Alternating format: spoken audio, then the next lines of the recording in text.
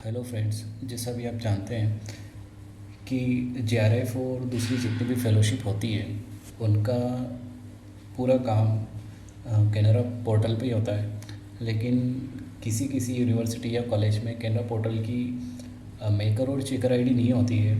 तो उसके लिए उसे एक्टिवेट करने के लिए क्या प्रोसेस रहती है, मतलब फ़र्स्ट टाइम अगर आप कॉलेज अगर उसे एक्टिवेट कराना चाहता है, यूनिवर्सिटी अगर उसे एक्टिवेट कराना चाहती है, तो उसके लिए क्या प्रोसेस हमें अपनानी चाहिए वह मैं आपको बता रहा हूँ।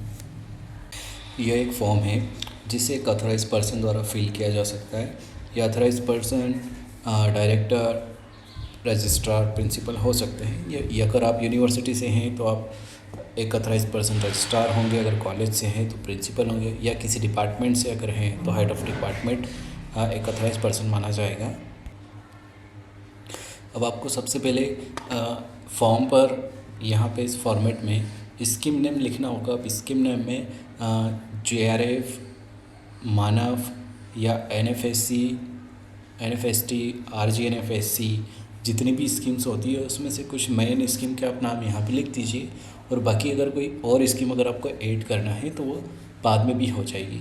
यहाँ पे अभी हम सिर्फ मेकर की बात कर रहे हैं, तो चूँकि मेकर और चेकर दो अलग अलग आईडी होती है, दो अलग अलग नोडल ऑफिसर होते हैं, तो अभी हम सिर्फ सेकंड यहाँ पे बात कर रहे हैं। यूनिवर्सिटी, इंस्टीट्यूट, डिपार्टमेंट के हमें नाम लिखना है। ये अगर आप यूनिवर्सिटी से हैं तो आपको यूनिवर्सिटी का नाम लिखना है, और अगर आप किसी कॉलेज से हैं तो आपका कॉलेज का नाम लिखना है। डिपार्टमेंट से इंस्टीट्यूट कोड, स्टेट नेम और स्टेट सेंसस कोड, डिस्ट्रिक्ट और एड्रेस वगैरह ये आपको आप डाल देना है।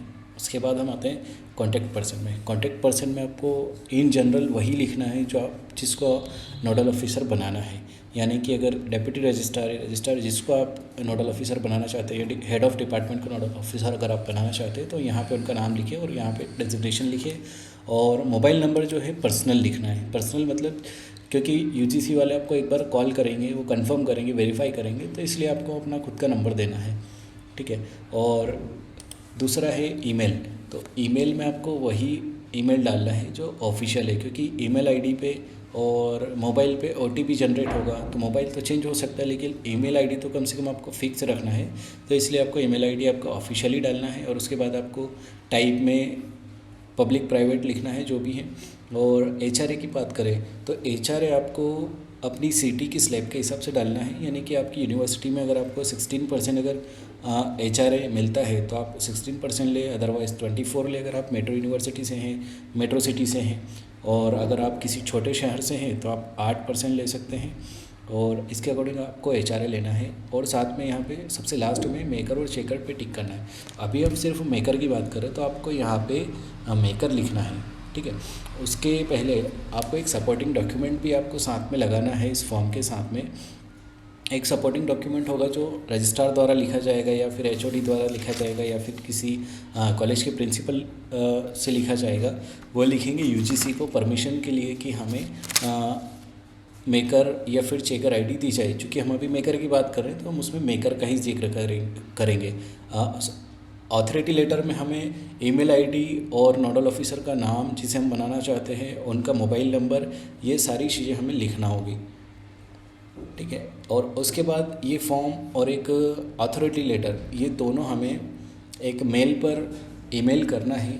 मेल आईडी हम यहाँ पे लिखी हुई है इस फॉर्म में, इस पीडीएफ में, और उसे हमें ड्यूली साइंड और सील लगाकर हमें मेल करना है। उसके बाद यूजीसी हमसे कांटेक्ट करेगा और हमें मेकर आईडी दे दी जाएगी। सेम प्रोसेस यही चेकर के लिए भी होती है, लेकिन हमें मेकर की जगह चेकर लिखना होता है। और मोबाइल नंबर और ईमेल आईडी दोनों डिफरेंट होंगे, और नोडल ऑफिसर भी हमें डिफरेंट अपॉइंट करना पड़ेगा, क्योंकि मेकर और चेकर दो अलग अलग ऑफिसर होते हैं। तो सेम प्रोसेस के साथ हम किसी डिफरेंट पर्सन को चेकर का नोडल ऑफिसर बना सकते हैं। हेलो फ्रेंड्स, जैसा भी आप जानते हैं कि जेआरएफ और दूसरी जितनी भी फेलोशिप होती है उनका पूरा काम